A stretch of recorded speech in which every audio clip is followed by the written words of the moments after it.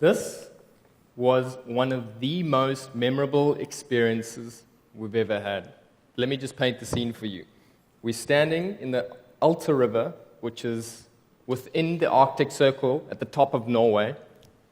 We are about 300 meters away from our cozy wooden cabin, which is surrounded by beautiful woods and forests.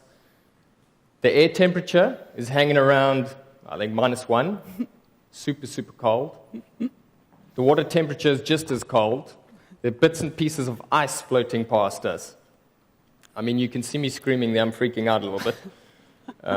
Chanel is laughing. This is not unusual for high-pressure situations. You might see a bit more of that today. Just a little bit. Below the surface, we are wearing alpaca wool socks and rubber boots just to cope with the extreme cold. So what are we doing here? Well, the photo was taken by our new friend, Stefan. And he lived with us in our small, cozy cabin. And he is a Swedish photographer and dog musher. And he came up to us the one day. He's like, okay, I want to take a portrait of you guys. And I've got two ideas. The first being is that he wanted to take us out into the woods and find the highest, tallest tree he could find. And he wanted to hang us upside down, by a small, thin rope, and then give us each a balloon to hold. Now, as safe as that sounded, we opted for this one.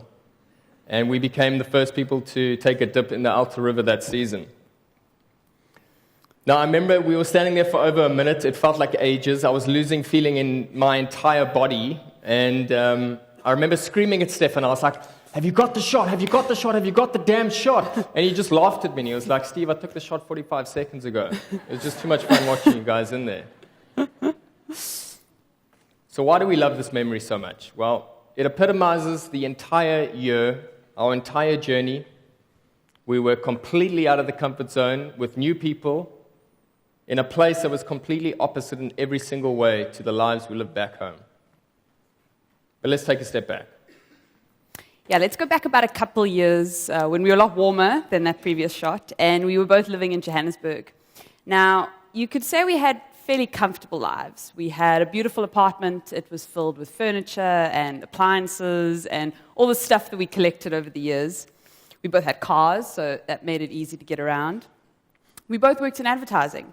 I was a creative director, Steve was an art director, and we worked for, in our opinion, some of the top agencies in Africa. Absolutely. We often worked 10-hour days. We were very committed to our careers, and we had a very set routine. We would go to work, give our energy to that, go home, maybe have dinner, go to gym, that kind of thing, and then we would relax on weekends by shopping or seeing friends. I mean, shopping, mainly me. You did the more shopping. Yeah. And then we'd go back to work on Monday.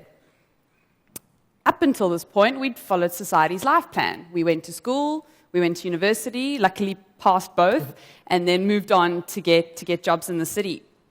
Our next logical steps would have probably be to buy a house, get married, have kids. Goldfish. Maybe a goldfish instead, yeah, and work our way up in our agencies. But the problem we had with this was we saw exactly where our lives were headed. It was almost a little too predictable for us, and I think the predictability of it kind of bored us, and I suppose we weren't creatively inspired by this, and not just in our work, but as creative people as well. Yes, and then along came Design Indaba 2014. Now, we both managed to get sent down by beautiful agencies, and while we were sitting in those exact same seats as you are, on stage walked a man by the name of Stefan Sagmeister, and I'm sure a lot of you guys were in the audience at the time, and you remember him, well, we were all singing at the top of our lungs at the end of it. And essentially what Stefan spoke about was the power of time off. And what that meant for him was he would take his retirement years and he would split it up into his working years.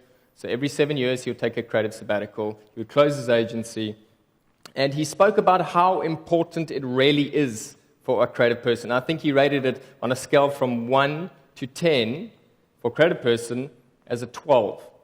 So Hey, Steve. Hey. Well, I do think that doing these sabbaticals every 7 years probably has been the best business idea I've ever had. And at the probably really most important point of this would be that it allowed me to keep design as my calling rather than it just being a career or a job. In addition, it really influenced the trajectory of the studio enormously.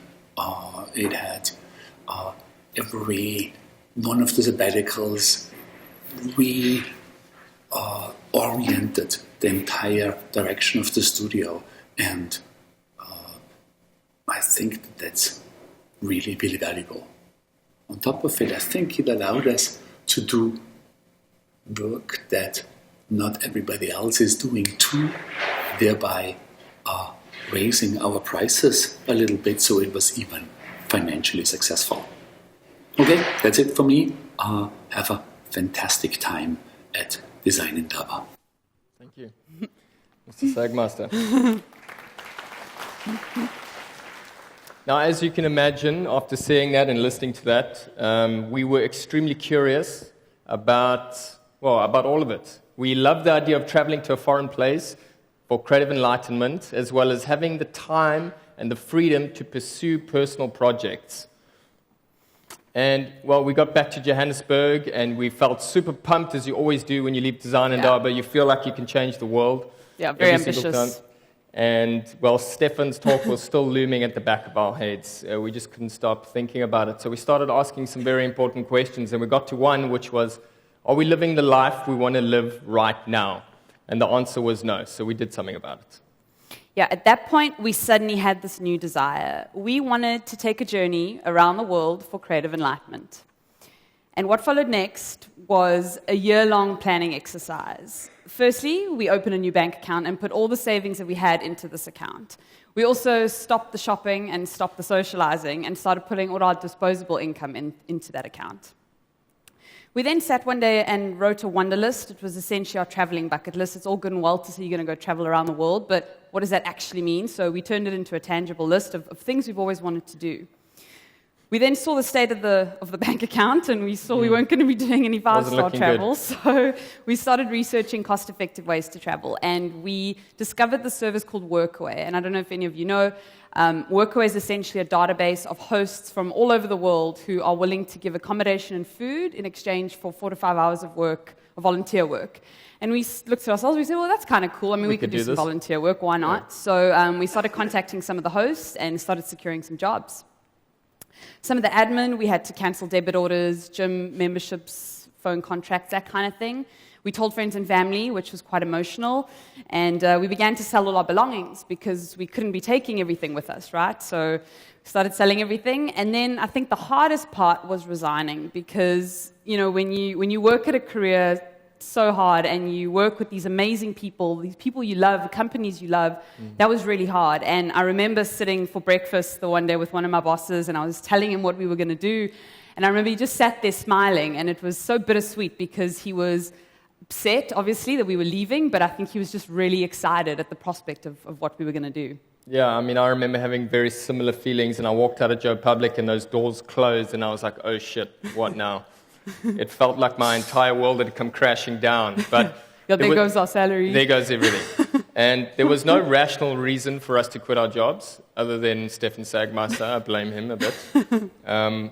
Other than this gut feeling, this inkling that this is something that we really had to do, and we wanted to do it. And it kept us focused. So I guess once all the dirty work was done, you could say, we started looking forward to our journey, and we wanted a way to document it and share it with all of our friends and family back home. And we didn't just want to email it and, you know, post it on Facebook. We would most likely lose friends that way. And, well, so we had several brainstorms over a couple bottles of Chivas Regal, as you do. And the idea of home kept on coming up for us. And our home symbolizes everything that is comfortable, that has routine, and everything that was safe. And it was the life we had led up into that point. And I guess you could say we wanted to get as far away from that as possible. And our mission from that point was to see how far we could travel from Johannesburg, as well as how far we could push ourselves out of the comfort zone. So, on March 2nd, 2015, roughly a year ago today, we departed leaving home with 0 kilometers on the clock. We packed our lives into 4 bags, that was it. We hopped on a plane, and we waved goodbye to home and these lives that we knew. Our first stop at 8,342 kilometers was Austria. And what a new life we had ahead of us. I don't think it hit us yet. The first week, I think we spent sleeping, just, recovering. Recovering from life, that was, yeah. And then we realized, we realized what we'd done. And our lives started to feel different. And we almost had to subconsciously unlearn everything we knew up to that point. We felt this new freedom, and there was no more routine. So we didn't have to be anywhere. We didn't have to have lunch at any certain time. We didn't have meetings. We didn't have emails to respond to. So we started to listen to our bodies, and we began to sleep when we were tired. We would eat when we were hungry, and we'd create when we felt inspired.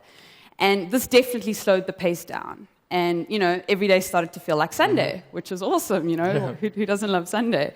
But, you're walking around on a Wednesday afternoon, and it's basically us and all the retired people. So that it was very strange at first, but we got used to it. So we needed to figure out how to fill up our time. And, when you're blessed with the freedom and the time to do absolutely anything, what do you do?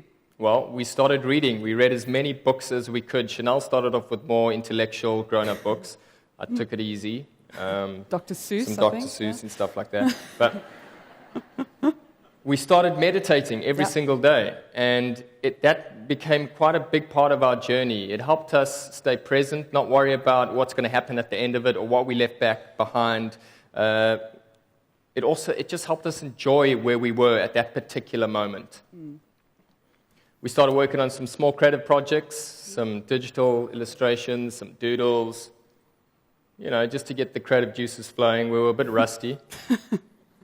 And at that point, we focused on our Instagram project. Now, this was where we would count the exact numbers we had traveled from Johannesburg using Google Maps, and we would write them on a chalkboard, and that chalkboard we took absolutely everywhere with us. And we wanted to find the most beautiful city and landscapes we could. There would always be one of us holding the board in the photo. And as we traveled further, there we go. There we go.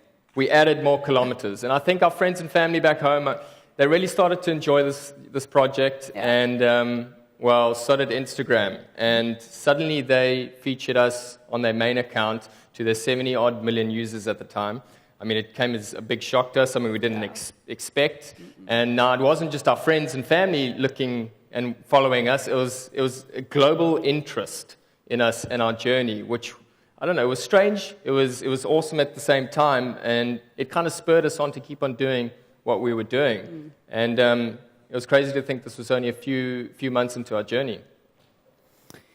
And so our journey continued when we left Austria, and we headed up north to the Arctic Circle to a little town called Alta, right at the top of Norway. Now, this was going to be our first workaway experience, so our first taste of volunteer work. And when we originally looked for volunteer work, we searched for work with dogs. We both loved dogs. We couldn't have them back in Joburg because we lived in an apartment. So when we found this husky lodge in Alta, we knew this was exactly the kind of work we wanted to do. So we ended up living with over 70 huskies there, which was surreal in itself. We knew them all by name, which was really cool. There were around 60 adult dogs, and the rest were puppies, and the puppies were our responsibility. It was a stressful job there, yes. looking after those puppies. So we obviously grew very attached to all the dogs, and some of the work we did, we would have to exercise the older dogs and the puppies. Obviously, these were all mushing dogs, so we would have to take them out in the summer and get them fit for the winter. They used to do these little hiking backpack trails. Yeah. The dogs would wear little backpacks, so we would have to go and get them fit for that. We would help with the feeding. Obviously, when there's 70 dogs, that's quite a lot of work. It took about 2 hours a day of feeding. And, of course, scooping the poop, right? What goes in must come out. More than you could ever imagine, though. So some great work. But living so closely with dogs or with anything, it starts to influence your work. And we came up with this photographic collection we called the Ghost Dog series, where we merged photos of the dogs with some of the portraits of the surrounding landscapes, which was really cool. But it wasn't just the dogs we loved. I mean, those 5 weeks we spent in Alta was just a complete Norwegian culture submersion. It was completely foreign to us. We learned the Arctic way of life. And, we lived with Norwegians, and we shared 3 meals with them a day. I mean, some of the food we were eating, some of the stuff we hadn't even heard of, like we were having reindeer burgers and moose stew and king crab, and it was incredible. We also learned a lot of new skills. We spent a lot of time outside, so a lot of woodwork, chopping, stacking wood, peeling bark to make furniture with that wood later on. Steve really got into the woodwork and started carving some spoons, which we used as wedding gifts later in the year, so that was cool. But a lot of time outside. I learned to use man tools for the first time in my life, which was cool. Very hands-on work. Also inside, a lot of hands-on work inside. We were lucky. I was very excited because one of the hosts we stayed with was one of the top chefs in Norway. He ran the ice hotel at the top, and I remember I was with him on the Tuesday, helping him out in the kitchen, and he said, "Well, listen, I hope you're watching closely because on Thursday I'm in Paris and you're taking over the kitchen on your own." And I was like, okay. And I knew we were expecting about 45 guests, but it was amazing. And I think the whole time in Alta was just this series of incredible experiences with amazing people. Yeah, and one of these experiences was when we decided to spontaneously take a road trip up north one Sunday evening. I think we just decided, let's gather all our camera gear and let's hop in the green van that was waiting outside. I think it was a 1982 Mitsubishi. Yep. And we had our 2 new friends in the front, Stefan and Steffi, us in the middle, and a Siberian Husky at the back. And we headed up north to the North Cape. And that is practically the most northern point of Europe. Yep. And I guess it's only about 2,500 kilometers away from the North Pole. So from where we're standing here today, it's practically on the other side of the world, right above us. Yep. And I remember looking out the window at about 1 a.m., and the sun wasn't even close to setting. It was this gorgeous light, and we were witnessing the midnight sun.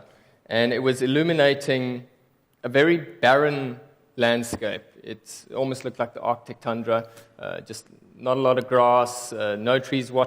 It didn't feel like anything could live there. Yeah. But what there were thousands and thousands of these guys. And to see these guys in the flesh in such big numbers was amazing.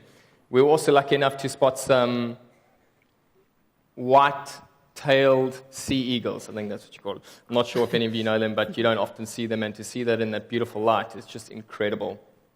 And I remember we looked at each other and we were like, what is it, 4 a.m.? Yeah. And we would have been going to work, and friends were getting up, getting ready, going to work, and we were heading up to 71 degrees north with a husky in the back. And it was just a surreal feeling. It didn't feel like we should be there, but we were. And it was a truly unfamiliar place. That's the North Cape, the monument that got there. It feels like the end of the world. These massive cliffs just fall off into the ocean.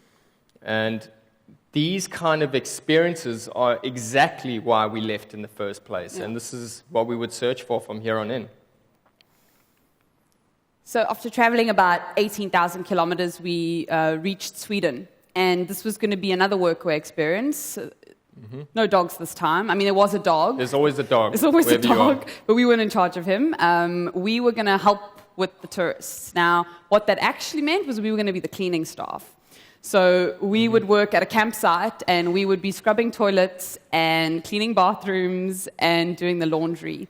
So, this is where we stayed. It was, we stayed with a Dutch family, basically in the middle of nowhere. I think the closest town, or big town, was about 50 kilometers away.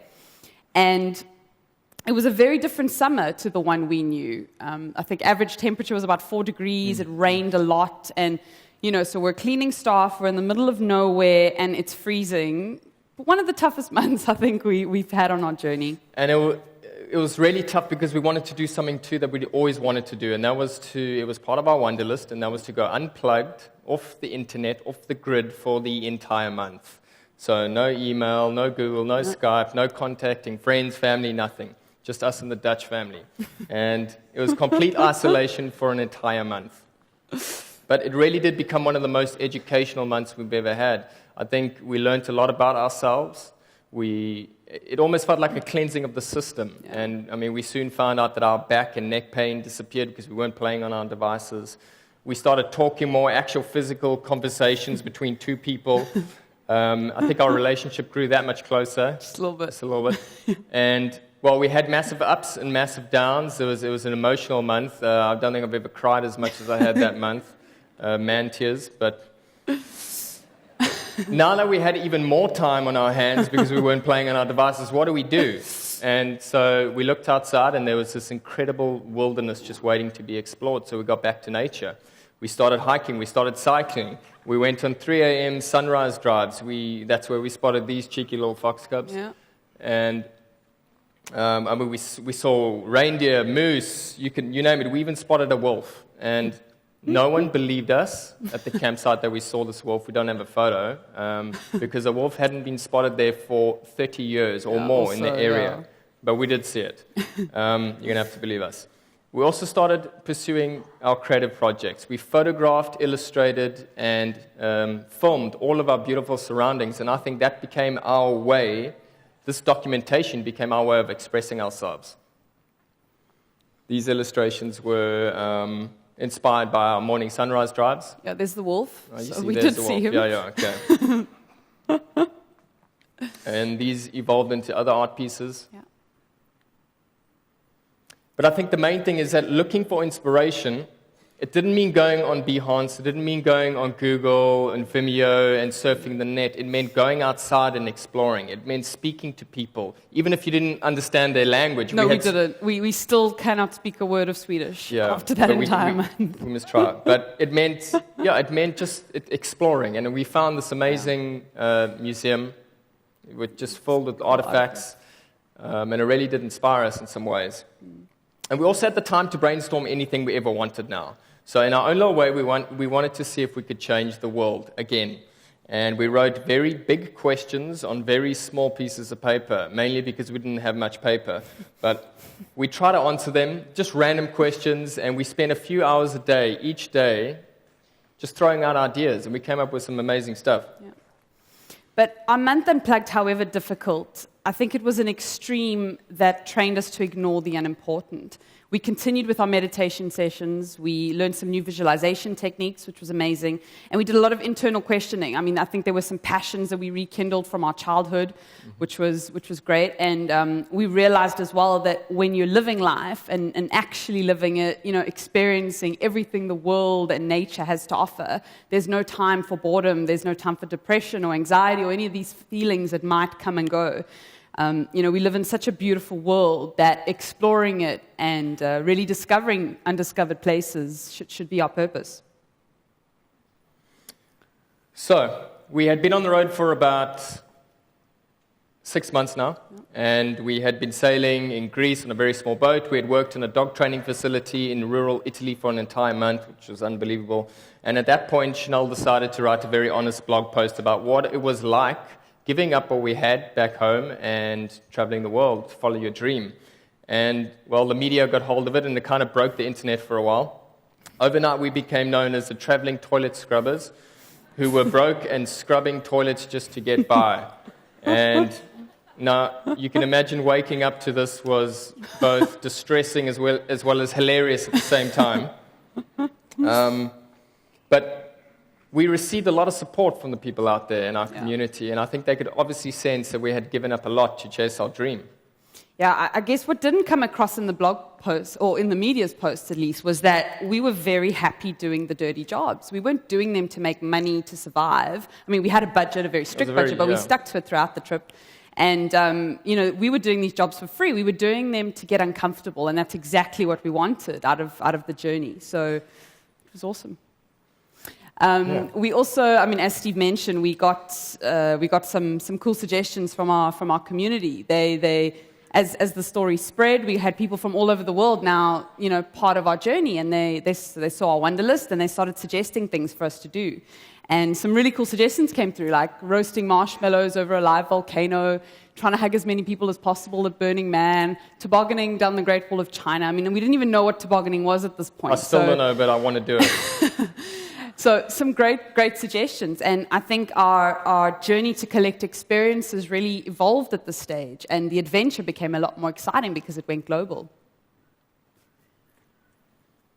Yes, so we carried on moving. We kept it energetic, and after traveling over 61,000 kilometers, we headed east and we went to Australia. We spent 5 weeks in beautiful Australia. But as soon as we arrived, there was a sense of familiar that came back. I mean, Sydney and Perth both have very similar climates, cultures to us back home, and we were staying with family. I was there for my brother's wedding. It almost felt like a break within our journey, and we kind of relaxed a little bit, and it felt like a holiday. And, well, I mean, it felt like home, except for their strange accents. But it freaked us out a little bit instead of comforting us. And it was a very strange feeling, but we realized that we wanted to focus on our travels. We had to keep on moving. We didn't want to keep still. And we realized that in order to stay inspired and to create, we just had to keep on moving. So we did. We carried on moving, and by getting further and getting more uncomfortable, we were simply feeding this creative spark that we had. And the rest of our journey remained very energetic as we added more kilometers to the journey. So we traveled to Thailand and Turkey. We ate fried crickets in Bangkok, which was great. And we crossed over from Europe to Asia the one night. You finished it, thank goodness. Whilst in Istanbul, we flew in a Red Bull helicopter through a rainbow and a storm. It was crazy. And then we rapped Kanye West at a karaoke bar in Florence. We rapped it badly, but we rapped it. We snorkeled with stingrays off Pacific Islands and sang along with an Oompa band at Oktoberfest. We crashed a big fat Greek wedding, we drove on the German Autobahn, and we crossed the highest suspension footbridge in Europe in minus 20-degree weather. We even ended up hiking through waist-deep snow in the Alps, experiencing proper snow for the first time in our lives. And I think people could clearly see that we were two South Africans that had never seen snow before. So sadly, we only had half an hour to share the whole journey, so here's a quick summary of our year on the road. So we ended up visiting 4 continents, and we saw 15 countries and stopped past 49 cities. We traveled in 97 trains, 28 cars, 24 planes, 16 buses, 12 bicycles, 6 ferries, 4 trams, 3 cable cars, 2 tuk-tuks, 2 funiculars, 1 helicopter, 1 powerboat, 1 vintage chairlift, and 1 sailing boat. We slept in 43 beds, in 17 hotels, 9 family and friend homes, 8 Airbnb apartments, 4 volunteer houses, 2 hostels, 2 tents, and 1 sailing boat. We shoveled half a ton of rock. We spread over 250 kilograms of cow dung. We scrubbed 135 dirty, stinky toilets. We endured 90 sessions of dog poop scooping. We laid down 60 meters of pathway, made 57 beds. We built 1 awesome jungle gym, and we cleaned 1 chicken coop. We became friends with 23 Australians, 20 Austrians, 13 Germans, 12 Norwegians, 12 Americans, 8 Canadians, 8 New Zealanders, 4 Dutch, 4 South Africans, 4 Greeks, 3 Swedes, 2 Spaniards, 2 Italians, and 1 very strange Slovakian. And now, after traveling 105,335 kilometers, we've come full circle to end up back in South Africa and back at Design Indaba. Yay!